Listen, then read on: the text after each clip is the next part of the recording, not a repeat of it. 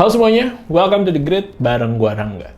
Gue bisa dibilang OnePlus fans lah pada masanya. Gue pernah nyobain OnePlus One, OnePlus X, OnePlus 3, OnePlus 5, terakhir tuh OnePlus 60 kalau nggak salah gue cobain.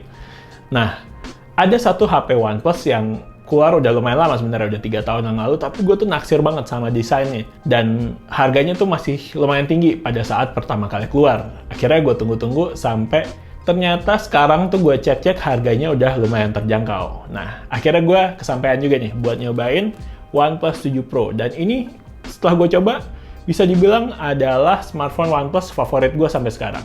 Yuk, kita bahas. Tapi sebelum lanjut, jangan lupa subscribe dulu ke channel The Grid. Karena di channel ini kita bakal banyak ngomongin tentang gadget, desain, dan teknologi dalam kehidupan sehari-hari. Dan juga kita bakal upload video baru setiap minggu. Oke?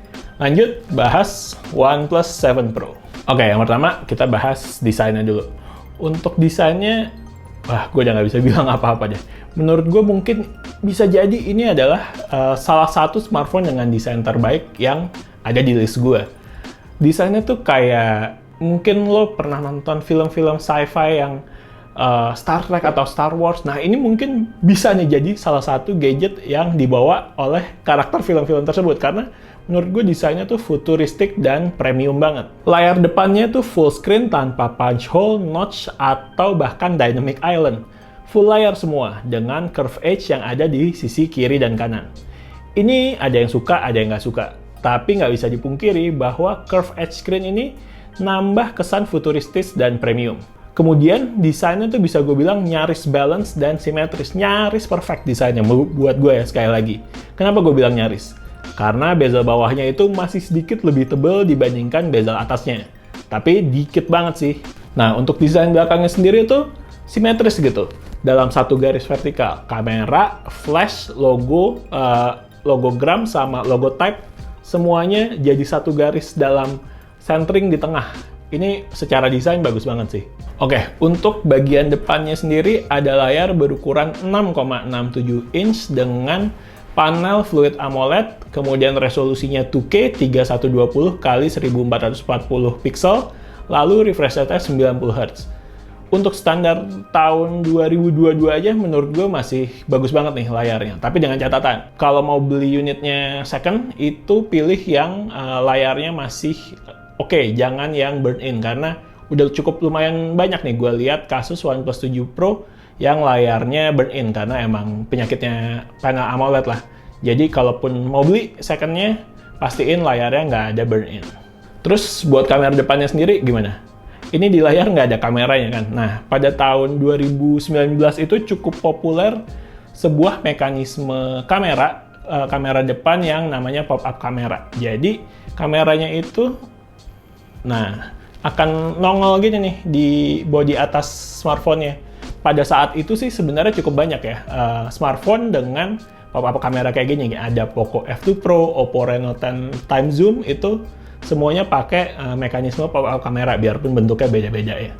Tapi sekarang tuh kayaknya pop-up kamera ini kurang berkembang ya, atau bahkan brand-brand smartphone tuh udah nggak ada yang make.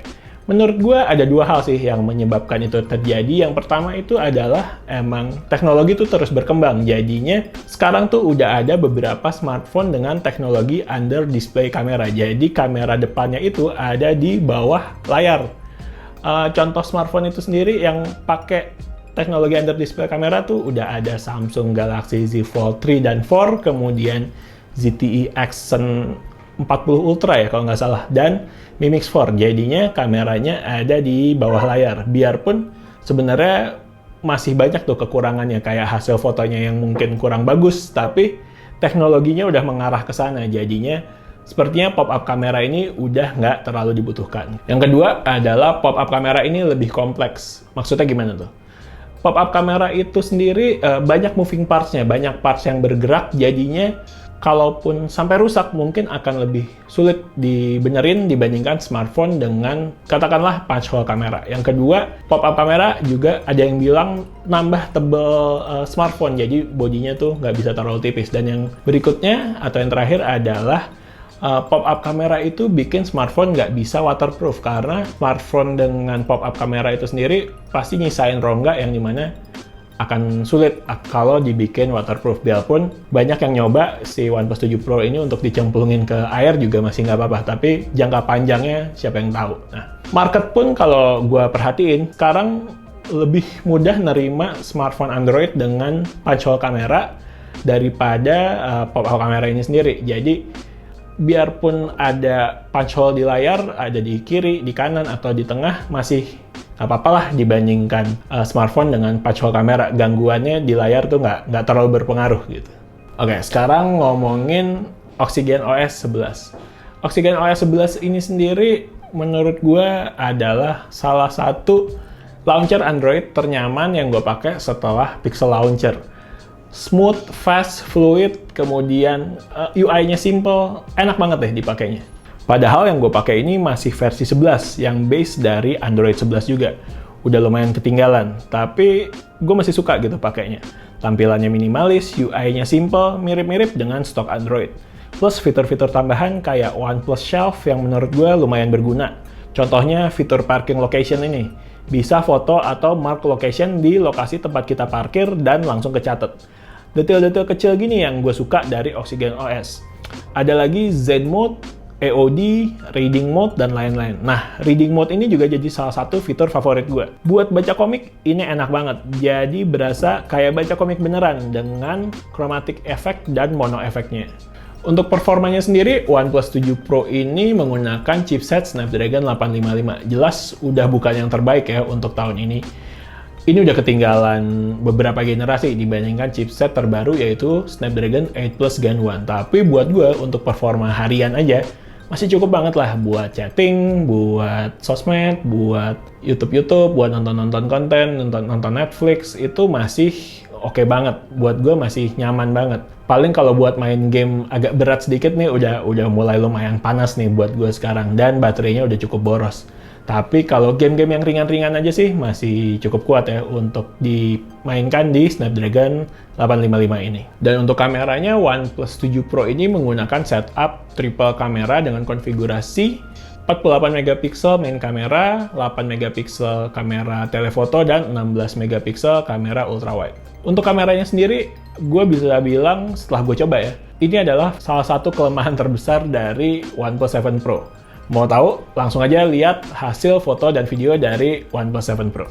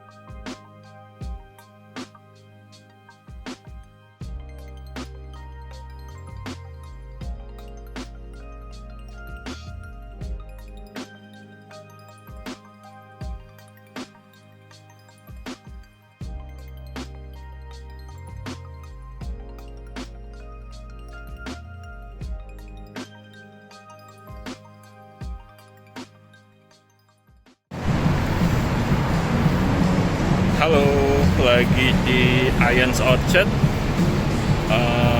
merekam pakai OnePlus 7 Pro. Ini Ions Orchard di Orchard Road, Singapura. direkam dengan resolusi 1080p 30 fps, tapi ada pilihan 60 fps juga, sama ada juga sebenarnya pilihan yang 4K 30 fps sama 60 fps, tapi kita cobanya yang 1080p 30 fps. Agak gerimis sedikit ya di sini. Bisa langsung ganti ke lensa ultra wide-nya juga, dan ke zoom-nya sekitar segini. Oke, sekarang kita mau nyobain yang kamera depannya. Nah, kalau ini kamera depannya nih. Kalau kamera depannya, tapi lucunya dia nggak ada settingnya gitu sama sekali. Nggak ada setting buat ngatur resolusinya mau pakai 1080p atau 4K gitu. Mungkin emang nggak ada 4K di kamera depan, tapi at least biasanya ada pilihan nih. Dari HP-HP lain biasanya ada pilihan mau 720p atau mau 1080p. Nah, di HP ini, di OnePlus 7 Pro ini, sama sekali nggak ada pilihan. Sama sekali nggak ada pilihan untuk ngubah setting-setting kameranya. Gitu. Jadi gue nggak tahu nih ngetesnya pakai berapa. Feeling gue sih antara 720 atau 1080 p tapi dengan 30 fps. Gitu dulu ya. Oke, thank you.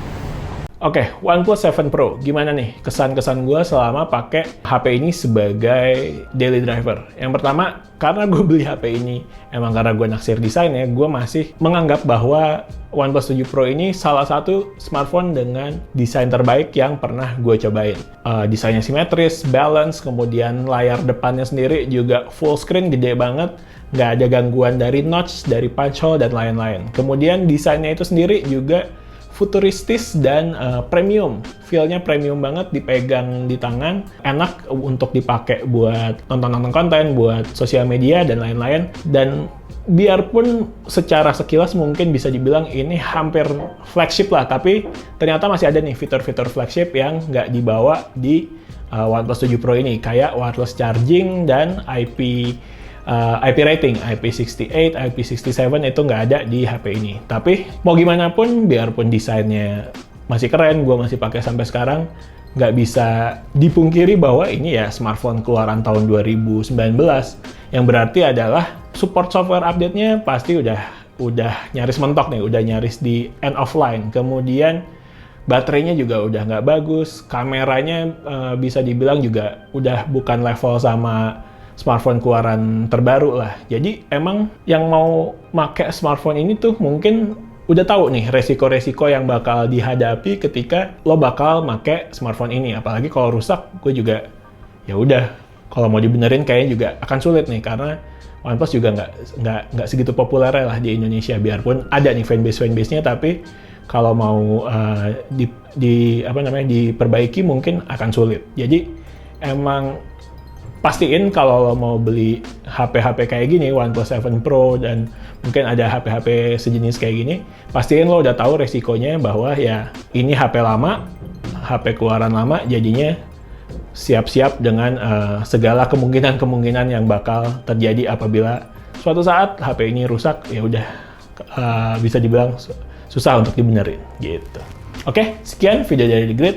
Like videonya kalau emang suka, subscribe ke channel kita, dan follow Instagram kita juga di thegridco.id. Oke, The Grid pamit. Bye.